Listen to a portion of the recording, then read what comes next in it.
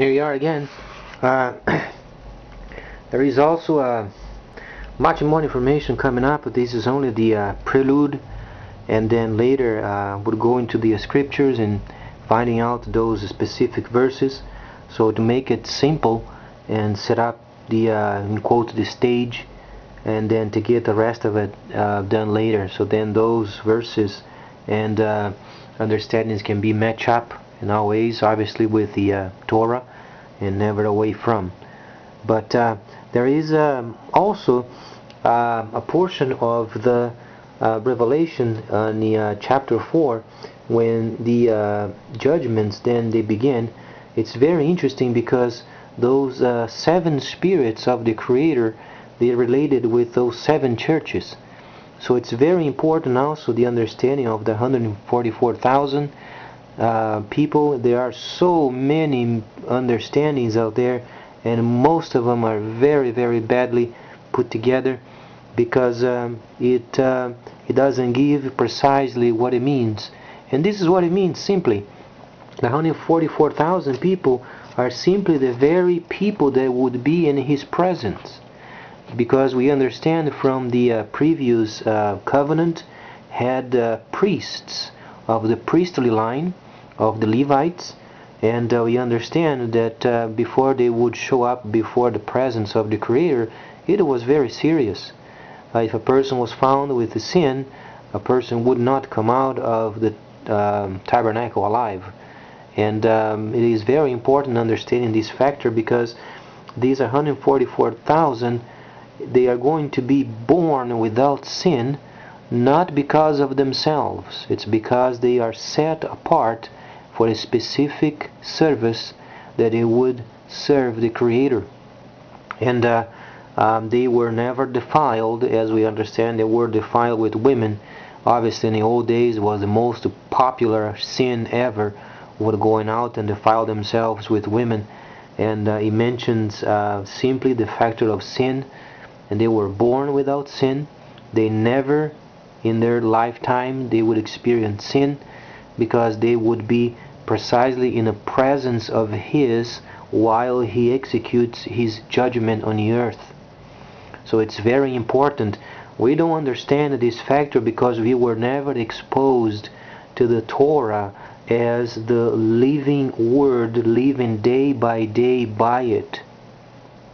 We don't understand this factor.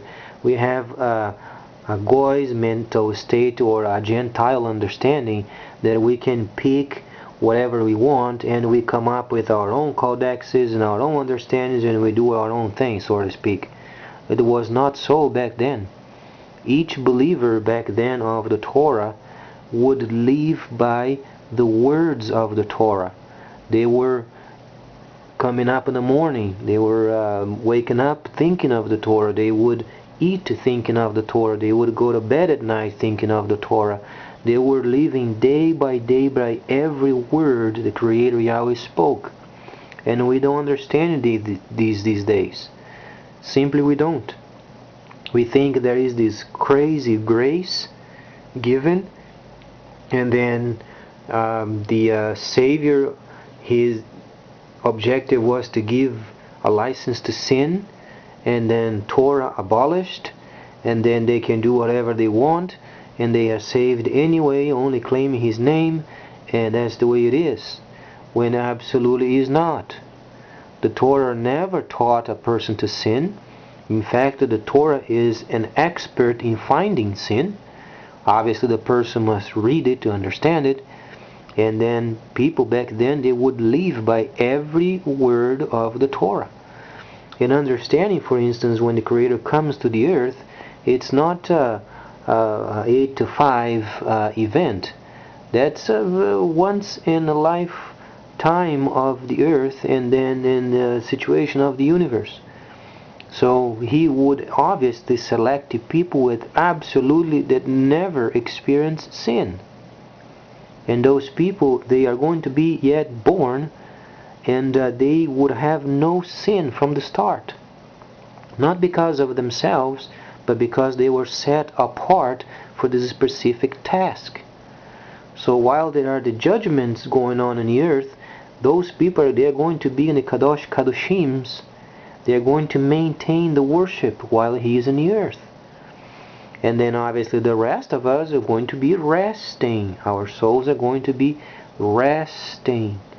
And we won't come out of the resting place until the new heaven and the new earth, both of them are set in place. And this is very easily understandable from Yeshayahu.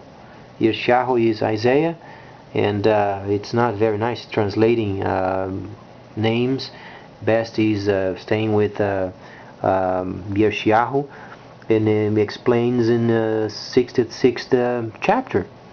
That was, in quote, a snapshot of the heavens and the new earth.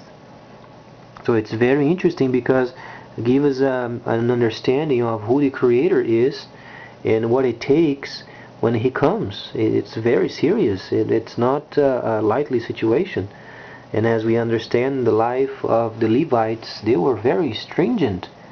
There were specific laws regulated who they could touch after death and what they should do. They had to be absolutely clean, and they were not to be defiling themselves. And we don't understand this factor anymore, mostly because we never study it properly as we should have. And back then, regular people would not even sometimes get near them. So it gives us a new understanding of the revelation, because the 144,000, it's absolutely obvious those people are going to be in His presence in the Holy of Holies, or in the Kadosh Kadoshims, while He's in the earth executing His part of the Torah and the prophets.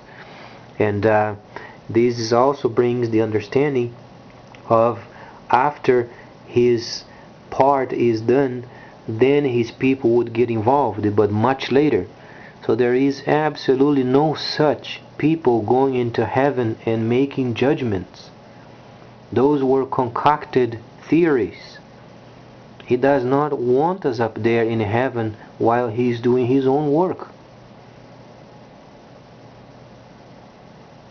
It's absolutely clear. Our souls are going to be resting, and He does His part, because the main focus would be the saving of the remaining people of the earth, and then obviously many of the plagues, and then the seals that Yahshua, in our understanding, but at that moment would be Yahweh Yeshua, would be breaking those seals and executing judgment on the earth. And then those people, they are unsaved. The objective is making sure those people then they are saved. But many of them are going to refuse, and then they are going to be judged. They're going to the first death. From there, awaiting until the closing of the age. So it gives us a very much more clear understanding of what's coming up. And from the understandings of the first